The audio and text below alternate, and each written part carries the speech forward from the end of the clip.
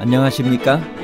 인생의 복잡한 문제들을 말씀으로 단칼에 해결해주는 김종근 목사의 쾌도 남마입니다.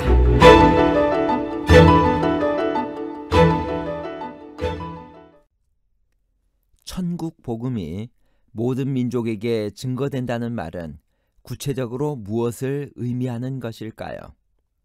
이 천국 복음이 모든 민족에게 증거되기 위하여 온 세상에 전파되리니 라는 말씀은 모든 개인이나 민족이 낱낱이 복음을 받아들인다는 의미일까요? 아니면 복음이 각 지역에 전파되는 것을 의미하나요?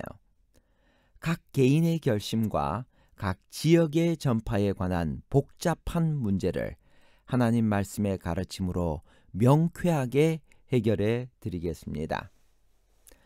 감람산에서 제자들이 예수님께 두 가지 질문을 했습니다. 그것이 무엇인가요? 왜 제자들이 그런 질문을 했을까요? 제자들이 알고 싶은 것은 무엇이었을까요? 마태복음 24장 3절. 예수께서 감람산 위에 앉으셨을 때 제자들이 조용히 와서 이르되 우리에게 이르소서 어느 때에 이런 일이 있겠사오며 또 주의 임하심과 세상 끝에는 무슨 징조가 있사오리이까. 그리스도께서 제사장들과 관원들에게 보라 너희 집이 황폐하여 버림받으리라고 하신 말씀은 그들의 마음을 공포로 사로잡히게 했습니다. 제자들에게는 성전의 황폐가 곧 이 세상의 종말이었습니다. 제자들은 언제 이런 일이 일어날 것인지 예수님의 더욱 분명한 말씀을 고대했습니다. 어떻게 이 견고하고 아름다운 성전이 무너질 수 있을지 제자들은 이해가 되지 않았습니다. 예수님께서는 재림의 징조부터 대답하셨습니다. 말세에는 어떤 징조들이 더욱 빈번하게 나타날 것인가요? 마태복음 24장 4절에 있는 말씀입니다. 예수께서 대답하여 이르시되 너희가 사람의 미혹을 받지 않도록 주의하라. 많은 사람이 내 이름으로 와서 이르되 나는 그리스도라 하여 많은 사람을 미혹하리라. 난리와 난리 소문을 듣겠으나 너희는 삼가 두려워하지 말라. 이런 일이 있어야 하되 아직 끝은 아니니라. 민족이 민족을 나라가 나라를 대적하여 일어나겠고 곳곳에 기근과 지진이 있으리니 이 모든 것은 재난의 시작이니라. 그때 사람들이 너희를 환난에 넘겨주겠으며 너희를 죽이리니 너희가 내 이름 때문에 모든 민족에게 미움을 받으리라. 그때 많은 사람이 실족하게 되어 서로 잡아주고 서로 미워하겠으며 거짓 선지자가 많이 일어나 많은 사람을 미혹하겠으며 불법이 성함으로 많은 사람의 사랑이 식어지리라. 예수님께서 여러 징조들을 말씀하셨는데요. 미혹하는 사람들이 나타날 것이다. 난리와 난리 소문이 일어날 것이다. 민족이 민족을 나라가 나라를 대적할 것이며 기근과 지진, 핍박과 박해, 불법이 성할 것이라고 예언하셨습니다. 천국 복음이 온 세상에 전파된 후에 세상에 끝이 오겠다고 말씀하셨습니다. 이것은 한 사람도 예외 없이 복음을 받아들인 이후에 종말이 오겠다는 뜻인가요? 아니면 복음이 각 지역에 전파되는 것을 의미하나요? 복음이 온 세상에 전파되어야 한다고 하는 예수님의 말씀의 의미는 무엇일까요? 마태복음 24장 14절. 이 천국 복음이 모든 민족에게 증언되기 위하여 온 세상에 전파되리니 그제야 끝이 오리라. 예수님께서 재림하시기 전에 복음이 온 세상에 전파된다는 것은 무슨 뜻일까요? 이 말씀은 모든 국가와 개개인들이 다 복음을 받아들이고 회개해야 한다는 뜻의 말씀은 분명히 아닐 것입니다. 그런 때는 오지 않을 것입니다. 바울이 내가 예루살렘으로부터 두루 행하여 일루리곤까지 그리스도의 복음을 편만하게 전하였노라. 로마서 15장 9절에 19절에 그렇게 말씀하셨을 때 온 세상 사람들, 개개인에게 다 복음을 전하였다는 의미로 하신 말씀이 아니었습니다. 그 다음 진술을 보면 바울은 세계 최대 도시인 로마도 아직 간 일이 없고 서바나도 앞으로 갈 예정이었습니다. 바울은 이 복음은 천하 만민에게 전파된 바라고 했지만 그것은 개개인들에게 복음이 다 전파되었거나 인구의 거의 대부분이 기독교인이 되었다는 것이 아닙니다.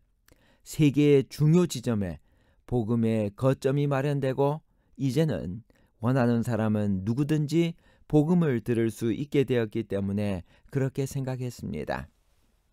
세계 기독교 백과사전에 의하면 AD 100년경 로마 제국의 인구는 약 1억 8천만 명이었는데 그 중에서 약 100만 명 정도가 그리스도인이었다고 추정됩니다. 그렇다면 총 인구의 0.6% 정도만 복음을 받아들인 셈입니다. 그런데도 바울은 복음이 편만하게 전파되었다고 만족을 표시했던 것입니다. 다시 말하면 세상을 복음화할 계기와 기회가 왔다는 말씀이었습니다. 그러므로 복음이 온 세상에 전파되리라는 말은 온 세상이 회개하겠다는 말씀이 아닌 것입니다. 20세기의 마지막에 살고 있는 오늘날 과연 복음은 땅끝까지 전파되었나요? 지난 19세기 동안에 기독교는 점진적으로 발전해 왔습니다.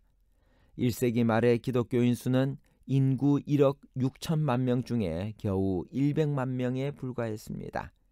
1000년 후에는 인구가 약 2억 6천9백만 명으로 늘었고 그 중에서 5천만 명만이 그리스도인이어서 이것은 전체 인구 중 약 18%를 차지했습니다. 그러나 1900년경에는 인구의 3분의 1이 기독교인이었습니다. 20세기에 와서 기독교는 괄목할 만한 성장을 했는데 그래도 역시 3분의 1 정도에 머물러 있으며 이슬람 같은 완강한 종교와 민족적 벽을 넘지 못하고 또한 세속주의적 추세 때문에 신자의 증가율은 인구 증가율을 따라잡지 못합니다. 그렇다면 전 세계 인구가 그리스도인이 될 때까지 재림은 지연될 것인가요? 그렇지 않습니다. 지금이야말로 복음이 땅끝까지 전파되고 있다는 징조가 드러나고 있습니다. 최근까지 기독교의 성장은 미국을 비롯한 서구 몇 나라에서만 일어났습니다. 그러나 남미나 아프리카, 아시아 같은 제3세계의 기독교는 1900년도에 8,300만 명에서 1980년도에는 6억 4,300만 명으로 급격히 증가했습니다. 불과 80년 사이에 8배가 늘어난 것입니다. 이러한 통계는 복음이 한두 나라에만 머무르지 않고 이제는 전 세계에 급속히 확산되고 있다는 증거입니다. 사상 처음으로 기독교는 명실공히 여러 나라와 족속과 방언과 백성에게 전파되고 있습니다. 교회는 역사상 최초로 세계적이 되었으며 그 영역은 사람들이 거주하는 온 세상으로 확장된 것입니다. 이것은 역사를 주관하시는 하나님의 특별하신 간섭이 없다면 불가능한 현상입니다. 그렇지만 아직도 이슬람 국가들이 건재하고 있습니다. 따라서 온 세상이라는 말을 지리적으로 빠짐없이 혹은 모든 개인들에게를 의미한다고 생각하지 말고 좀 더 포괄적으로 생각해야 할 것입니다. 그리고 하나님께서 하시고자 한다면 삽시간에 전 세계의 복음을 소개할 수도 있다는 것을 알아야 합니다. TV 중계나 인터넷을 통해서 하나님께서는 하룻밤 사이에 전 세계에 복음을 전파하실 수도 있는 것입니다. 그러나 가장 중요한 것은 그런 결정적인 시간이 올 때까지 그리스도인으로서 오늘 우리의 사명, 전도의 사명을 다 해야만 하는 것입니다. 결론입니다. 첫 번째, 이 천국 복음이 모든 민족에게 증거되기 위하여 온 세상에 전파되리니라는 말씀은 모든 개인이나 민족이 낱낱이 복음을 받아들이고 회개해야 한다는 의미는 아닙니다. 두 번째, 바울은 이 복음은 천하 만민에게 전파된 바라고 했지만 그것은 개개인들에게 복음이 다 전파되었거나 인구의 거의 대부분이 기독교인이 되었다는 것이 아닙니다. 셋째, 세계의 중요 지점에 복음의 거점이 마련되고 이제는 원하는 사람은 누구든지 복음을 들을 수 있게 되었기 때문에 예수님께서 그렇게 말씀하신 것입니다. 그러므로 마태복음 24장 14절의 말씀은 복음이 각 지역에 전파되는 것을 의미합니다. 감사합니다.